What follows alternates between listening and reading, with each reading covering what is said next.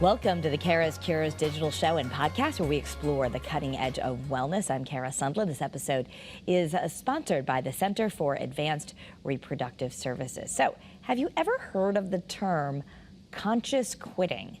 Well, a recent report found that more women leaders are quitting corporate America than ever before. So if you find yourself thinking, should I stay or should I go? There's actually some help to figure out the right answer. Here with us now is Sara McElroy, founder of Raze to Rise. Thanks for being with us, Sara. Thank you so much, Kara. Great to be here. You are a conscious quitter yourself, is that correct? I am, yes. I have consciously quit 2 times now as a 2-time member of the Great Resignation, class of 2021 and class of 2022. I was a CMO in Atlanta in my first role and really ran myself into the ground, burning out, and ultimately culminated with a breakout of shingles back in April 2021. So I quit, I hit the life reset button. I committed to really focusing on self-care and having better boundaries around overworking, but moved down to Florida into a culture where I dealt with a sexual harassment situation. So I ultimately quit again in January of this year. It's been a journey for sure. Okay, and you're saying that this is the largest Great Resignation we've seen. I mean, about 10.5% increase in senior women wanting out of their jobs. Yes. No, this is from the 2022 Women in the Workplace report from McKinsey and Lean In. And what they found is that women in leadership roles are walking out at the highest rate they've ever seen since the inception of the report in 2015. To put it at scale, for every single director who is promoted or woman who is promoted into a director level or above, there are 2 women who are walking out the door, which is creating a real pipeline issue for corporate America because already women are underrepresented in leadership roles. And if you have women walking away faster than they could be promoted, it really will hinder the diversity, equity, and inclusion of these companies. So it's a really fascinating phenomenon that we're seeing right now. So we're going to get to the steps you say that we need to go through. But of course, my question is, sure, sometimes people want to quit their jobs, but they can't, right? Because maybe they need the money. Yes. So how is everyone walking out? Or they're just saying, I don't care. I'm going to just dip into my retirement. I just can't take another day. Sure. Great question, Kara. Well, so I think that there is a bit of a misconception around the Great Resignation, where we talk about the Great Resignation or we hear the common refrain of no one wants to work anymore these days. And the Women in the Workplace report makes it abundantly clear that women are not saying they don't want to work.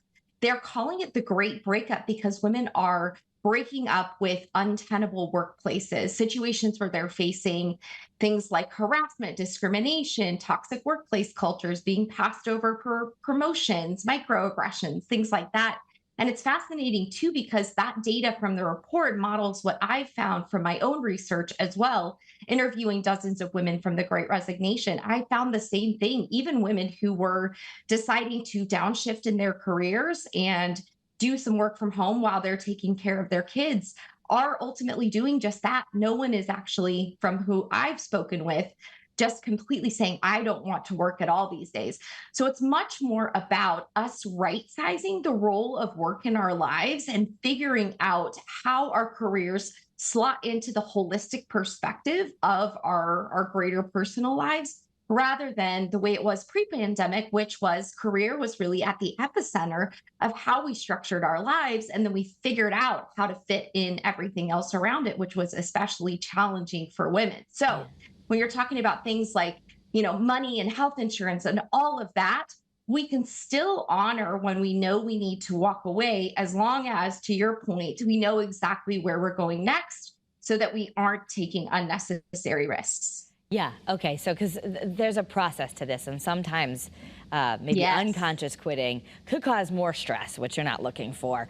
So exactly. So step 1, you say, is the rumbling, and that's the rose-colored glasses of the honeymoon phase, where, okay, everything looked great, and now you don't like your job, and you're maybe having physical symptoms like burnout or insomnia, or for you, shingles.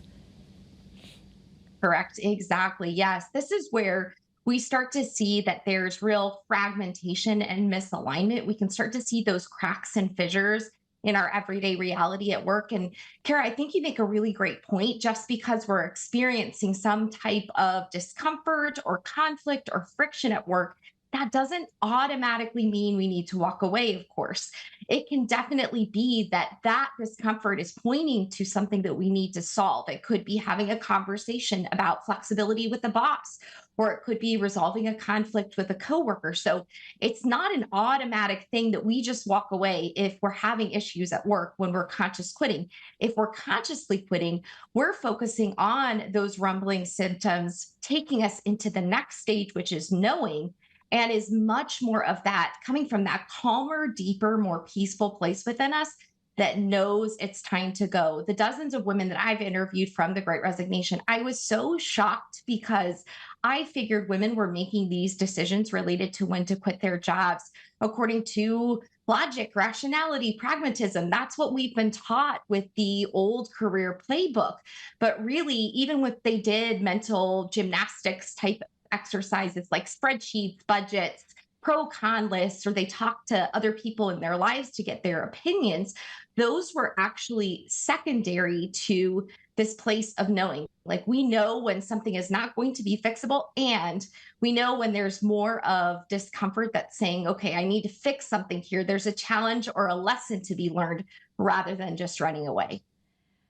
So the knowing is the next stop, and you're saying that we know that we need to walk away, and it really happens in three different ways for some people. It might be like a lightning Yes. bolt moment.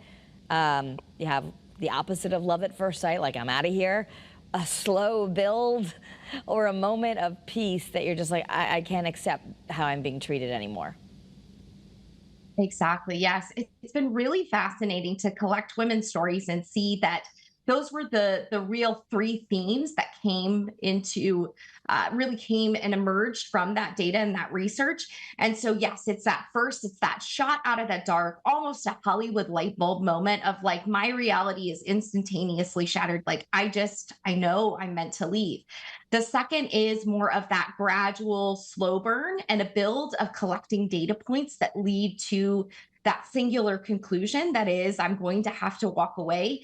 And the third is much more of that acceptance and surrender. And what I will say too is that as I've continued the research, I had one woman point out to me a really great point, which is that just because we're coming to this place of acceptance, we're coming to say, I accept that I'm not going to be able to change what is causing me grief in this situation. And I'm going to surrender to the need to extricate myself.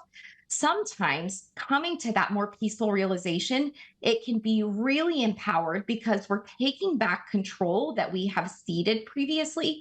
Or it can be really disappointing too, because sometimes it feels like we're waving the white flag, but it's an okay sort of a thing, regardless of how it comes to us, when we are trusting that deeper part of us that knows when it's time to go, however it shows up. We know that we're going to have to make a move and continue on with the journey of walking away. Okay, so before we get to, there's another phase. We're going to go to decision, action, and after facts. But let's just go practical stuff.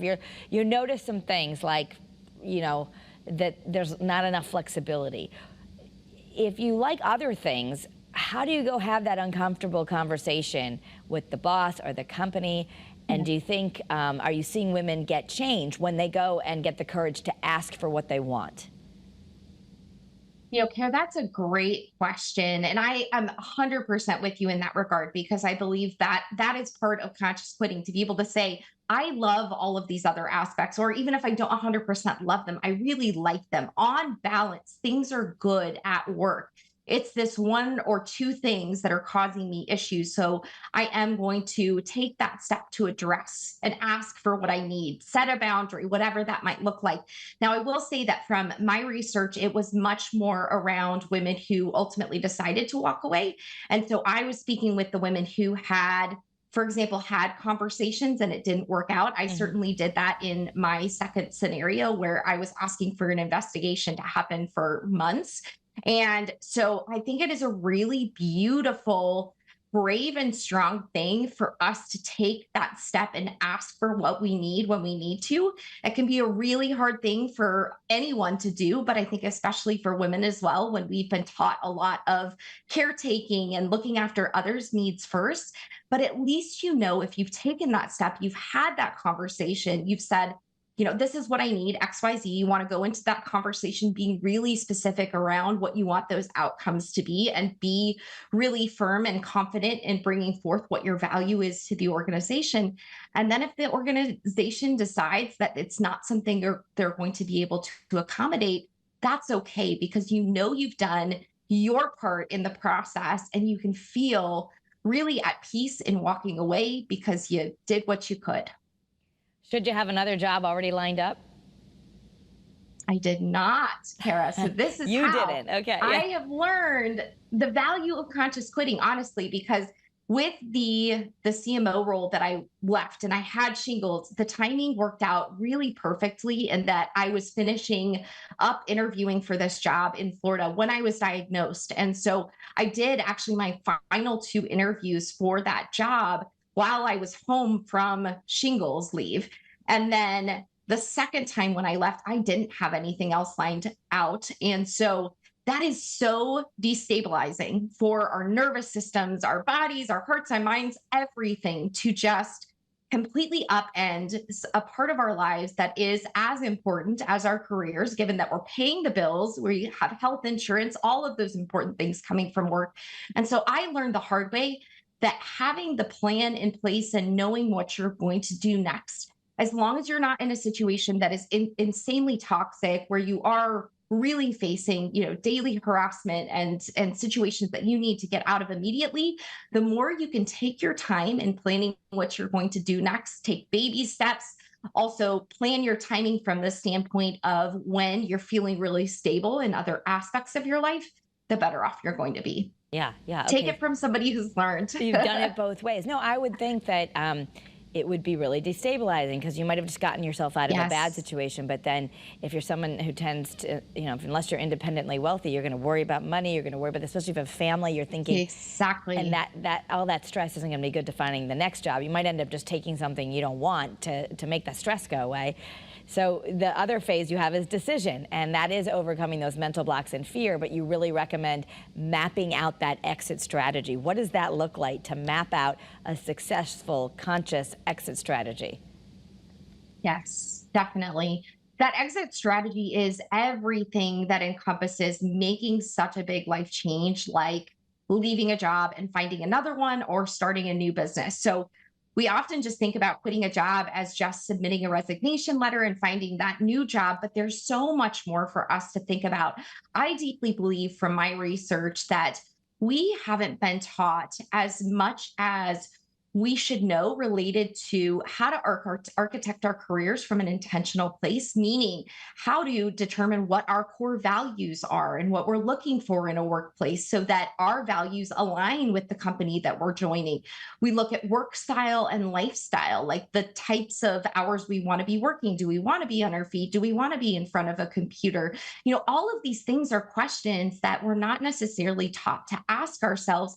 And even if, let's say, for example, it's something that we did earlier on in our careers, different times in our lives, different seasons call for different approaches to working. And that's what I love that's coming out of this pandemic is that a lot of the women I'm talking to are recognizing that it's not so much the career ladder and just linearly following one path of climbing the ranks and pulling down bigger paychecks and chasing fancier titles. It's like we're giving ourselves permission to say that different times in our lives could mean that we are doing part-time work so we can be home with our kids more often. Or, for example, I've spoken with a PR agency CEO who actually works with a team of almost exclusively 1099 contractors who are working mothers, who some of them will say, I'm available from 8 to 5 p.m. on Tuesdays and Thursdays, and I can't work the other days. Or some of them say, I'll take the evening shift. I'll do from 7 p.m. to 10 p.m. And she was saying that it's really fascinating when we give people more autonomy and flexibility over their schedule. It's created this culture where people have really bought in Yeah. and they're really engaged because everyone is respecting that we are all whole humans. And that's a cool thing coming out of the pandemic as well. The professional and personal lines are more blurred. And so we can think about these things as we're making a determination of what our next step is, like what actually matters for us. We want to be conscious about that because there are surveys that have found that anywhere between 20% and 70% of great resignationers regret leaving their jobs. And I believe that's because it was a lot of knee jerk quitting, reactionary on the other side of the pandemic, kind of like even my second quitting. And that's the Yeah. last thing we want to do because it is so hard on so many aspects of our lives. So the Wall Street Journal actually featured your conscious quitting, or conscious and unconscious, all of it together, because you really gotten fed up and you did the whole thing. Like, I'm going off to paradise and sit on a beach and then figure it out. Yes. And now you're actually helping other women transition and do it the right way because you've kind of seen what worked and what didn't for you. So the action part is turning in the resignation letter. That's, I would think, the scary part. Is there a right way to do that? It is. Yes, it is. It's really scary. So it is definitely you want to do the formal written letter and present it in person. That's really the best etiquette that you can bring to the table, especially in ensuring that you're leaving in a graceful way. I personally, the second time I quit, I sent off the resignation letter and I didn't even give 2 weeks notice because I had given the company 4 months to address this harassment situation and it wasn't being properly addressed. And when it finally was, it was pretty check the box. And so I was just like, I'm done. I've given so many months of my time. I don't think I even owe 2 more weeks. But again, that is Sara learning from experience. That doesn't feel good to anyone. We all want to end on a good note to ensure we're in a positive place. You do it in person. You write up the formal letter. You plan your transition as much as you can to ensure that you're handing off the work so it's seamless within the organization and they're not struggling in the wake of you walking away. So it's all of those ticking and tying, all of those little final pieces that you feel good with the closure and the company does as well. And so then you're going into the after effects, which is other people's reactions, things you never saw coming. So you've done this a couple of times. Yes. What should women be prepared for in that month after quitting? Yes. Well, after effects are good, bad, and ugly. Sometimes we make a move and it turns out exactly as we'd hoped, and we're really happy with the new job or the new business we've started. Or we can end up having to pivot a bit on the other side. And that is more than okay. That's what we have to remember because we can oftentimes feel like we're failing or we're falling if things don't work out exactly as we planned them. But that doesn't mean that we are. We want to look at conscious quitting as a journey of peaks and valleys, just like any other part of our lives in which there are lessons to be learned from the challenges and the things that don't exactly go our way. Because as long as we're listening to that part of us that knows when it's time to go, and we're being thoughtful and intentional in architecting our next move, we can rest assured, at least on the fact, even if we don't like the new job where we end Yep. up, that we're moving in the right direction. We're moving towards what we want because we have a better idea, greater clarity on what's going to make us happy, what's going to fulfill us at work, what a good work life balance looks like. So we have to take it holistically rather than just saying, I'm going to perfectly plan this out. And if it doesn't work out exactly the way I wanted it to, that means it's a failure. And that's what actually brings us to assimilation, which is the final of the 6 stages. And that's where we can look out and up from the rubble and we see we've grown stronger, we're more resilient, we're more adaptable to change. We can flex that risk taking muscle more easily in the future. And we know that we are becoming those conscious stewards of our careers who are thinking about all of the moves we make with intentionality, building careers that make sense for where we are right now in our lives and what we need, as opposed to just sort of being thrown about by the whims of somebody, offers me this job and it's got a great salary and I'm just going to take it without thinking about these other things. Yeah. Sometimes that does work for people, but for a lot of people, that ultimately doesn't lead to greater fulfillment. So we come back here and we figure out what means the most for us. And then we create our careers from that place moving forward. And I'm thinking like an exercise, something that I've learned that's been helpful to me over the years, whether you stay or go. I've actually been here for 22 years, but there's been times where I've had to think of, am I going or this? And there's been a lot of transformation in that time. But one of the things I learned, and I'm curious if you offer this and how you help people transition, but even doing something simple like a mind dump for 5 minutes, they call it scripting, where you write out, what does your perfect day look like? Because sometimes you just need the clarity first. So, Yes. I'm waking up and I don't have to rush somewhere. Maybe then that means you're working remote, but 3 days a week I'm enjoying really stimulating conversations with leaders in my field. So now okay, I want a job with some interaction. I think those mind dump exercises, I love it. and they're magic because sometimes you notice that things transform pretty quickly after that once you've gotten clarity. Exactly, Kara. Oh, I love that so much. I'm actually working on a conscious quitting guide, and that's one of the things that I have in there is like from morning, from like when you wake up in bed and you open your eyes to the end of the day, what do you want your day to look like Yeah. and feel like? And of course, that is your career in the middle of it, but it's everything else along the way. Because to your point, we're one person holistically, and so how we show up at work has a huge impact on the rest of our lives. And the more that we can get clear on how we want to feel, what our intentions are around our careers, the better off we're going to be. So it's starting from that place of dreaming and being open to new possibilities. Because the thing that really stood out to me when I was having conversations with women is I had a lot of women reach out to me who were feeling stuck in jobs when I originally said, I'm calling for stories from women of the Great Resignation. And I could watch them as they're telling me why they can't even look for a new corporate job, for example. We're not talking about, of course, things like money and all of that and walking away and not having a financial plan. This was strictly even women who felt like they couldn't even make a move to another corporate organization. And it was like watching these brilliant women run into these invisible walls in their minds as far as what they felt like they could or couldn't do. So it's like suspend all of those can'ts, those shoulds, those limitations, and just like dream a little bit, get it down on paper, see what comes out, because you may be really surprised to find what means the most to you as you're making these decisions.